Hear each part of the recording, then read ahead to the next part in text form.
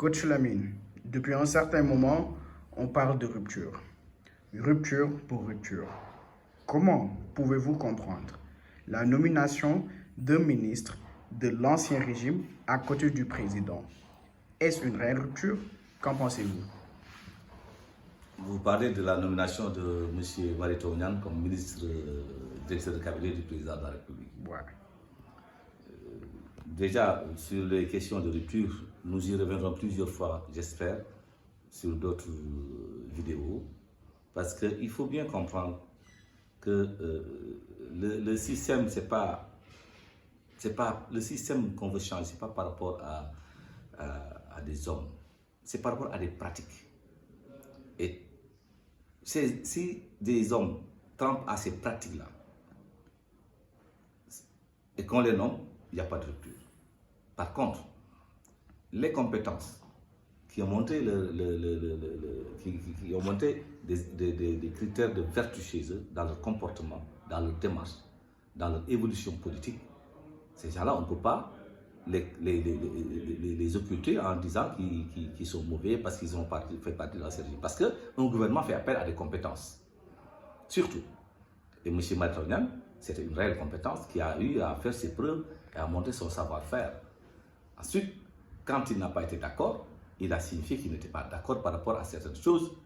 Et je me souviens, c'était le seul ministre que j'ai entendu dire qu'un ministre milliardaire, c'est un voleur, en quelque sorte, pour caricaturer, c'est sa pensée. Donc celui-là, il était dans le système, mais il n'était pas pour ce type de pratique.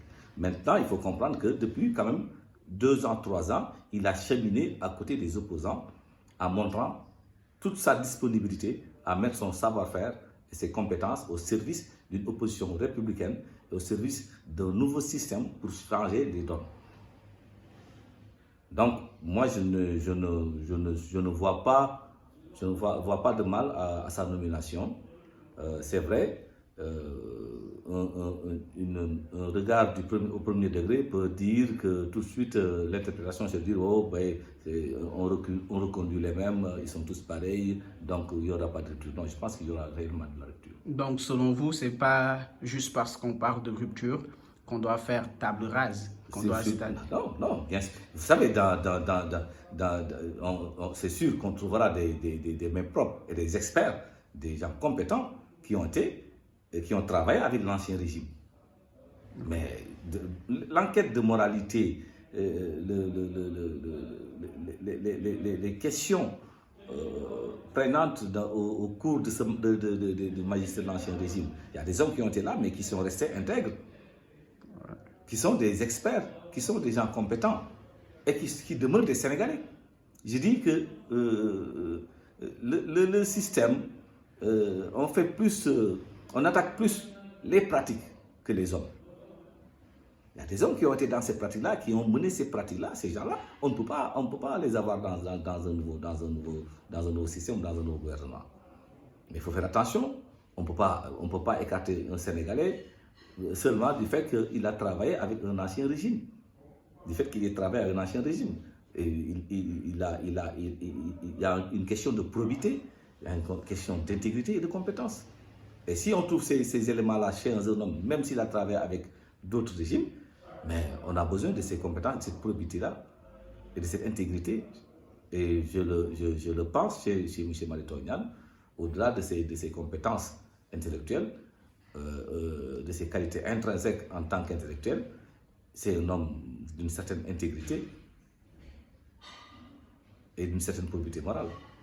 Okay. Donc je pense qu'il ne faut pas qu'on se focalise trop sur cette nomination-là, qui se trouve être justifiée, parce que je crois que c'est un homme d'une excellente capacité d'écoute et d'une lucidité qui peut être très utile à côté d'un jeune président comme Bassirou Diomaye Faye.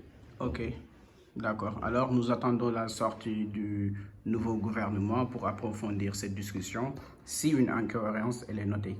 Ah oui. Nous, les gens surveillent, hein. On ne peut pas quand même faire du recyclage tous azimuts. Parce que les gens ils se connaissent et nous aussi, en tant qu'observateurs, nous avons une certaine idée et une connaissance de certains hommes. On verra ce qu'ils vont nous proposer. Déjà, je suis persuadé qu'ils ne vont pas faire du recyclage. Ils ne le feront pas. Ils ne le feront pas. Ils ne le feront pas. Ça, parce que ça, les Sénégalais même n'accepteront pas qu'on nous remette des politiciens de métier qui ont touché à tous les gouvernements. Je me souviens d'une vidéo de feu M. Golbert Diagne qui demandait à ceux qui vraiment ont été presque dans tous les régimes et d'un certain âge de rester sous l'arbre et d'être des conseillers avertis tout simplement quand ça chauffe quelque part, qu'ils agissent en charge, mais qu'ils laissent aujourd'hui d'autres jeunes ou d'autres moins jeunes au destin de ces pays-là. Parce que quand même, on ne peut pas être aussi transversal que cela. Ce n'est pas possible. De Senghor à Macky, en voulant encore enjamber le régime du président Diomaye, je pense que ces gens-là, ils ne feront pas partie de ce truc-là. Okay. Donc, on ne verra pas ces gens-là. Ce qu'il faut éviter, c'est prendre ces politiciens de métier qui n'ont aucune autre activité que de la politique. Il y en a. Et ils vont toujours essayer d'infiltrer ces parties-là. Ils vont parler très tôt, ils vont essayer de montrer qu'ils sont importants, qu'ils sont de grands politiciens. Leur parti